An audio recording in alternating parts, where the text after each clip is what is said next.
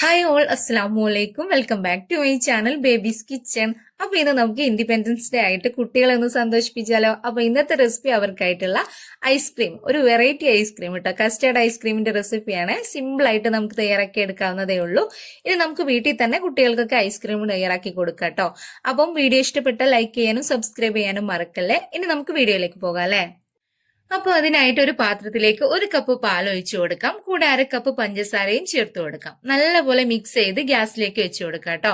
ഇതൊന്ന് തിളച്ചു വരുമ്പോഴേക്കും ഒരു പാത്രത്തിലേക്ക് 1/2 കപ്പ് പാൽ ഒഴിച്ചു കൊടുക്കാം. അതിലേക്ക് 2 ടേബിൾ സ്പൂൺ നിറയെ പാൽപ്പൊടിയും ചേർക്കാം. കൂടെ 2 ടേബിൾ സ്പൂൺ നിറയെ കസ്റ്റർഡ് പൗഡറും ചേർക്കാം കേട്ടോ. എന്നിട്ട് രണ്ടും കൂടെ നല്ല മിക്സ് ആക്കി എടുത്ത് തിളച്ചു വരുന്ന ഈ ഒരു പാലുണ്ടല്ലോ അതിലേക്ക് ഒഴിച്ചു കൊടുക്കാം. എന്നിട്ട് നല്ലപോലെ മിക്സ് ചെയ്തുകൊണ്ടേയിരിക്കാം. ചെറുതായിട്ട് ഇങ്ങനെ കുറുകി വരാൻ തുടങ്ങും കേട്ടോ.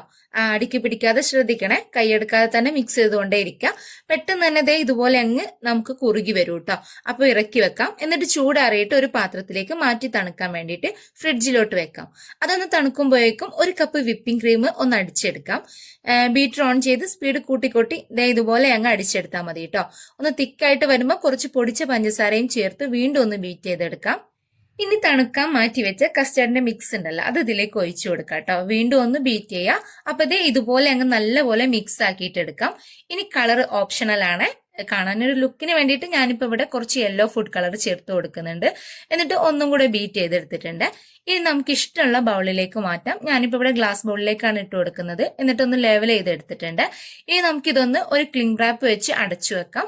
ഇനി ഇത് ഫ്രീസറിൽ വെച്ച് ഞാൻ ഓവർനൈറ്റ് ആയിരുന്നു കേട്ടോ വെച്ചിരുന്നത്. അപ്പോൾ ഫ്രീസറിൽ ഒരു 8 മണിക്കൂറെങ്കിലും മാക്സിമം വെച്ചിട്ട് എടുക്കുക. വളരെ സിമ്പിൾ ആയിട്ടുള്ള അതുപോലെ തന്നെ നല്ല ടേസ്റ്റ് ഉണ്ട് ഈ ഒരു കസ്റ്റേർഡ് ഐസ്ക്രീം. അപ്പൊ നിങ്ങൾ കുട്ടികൾക്കൊക്കെ ഒന്ന് ഇതുപോലെയൊക്കെ ഒന്ന് തയ്യാറാക്കി കൊടുക്കണേ. അപ്പൊ ഓവർനൈറ്റ് വെച്ചതിന് ശേഷം നമ്മുടെ കസ്റ്റർഡ് ഐസ്ക്രീം റെഡി ആയിട്ടുണ്ട്. വളരെ സിമ്പിൾ ആണല്ലോ അല്ലെ തയ്യാറാക്കാൻ.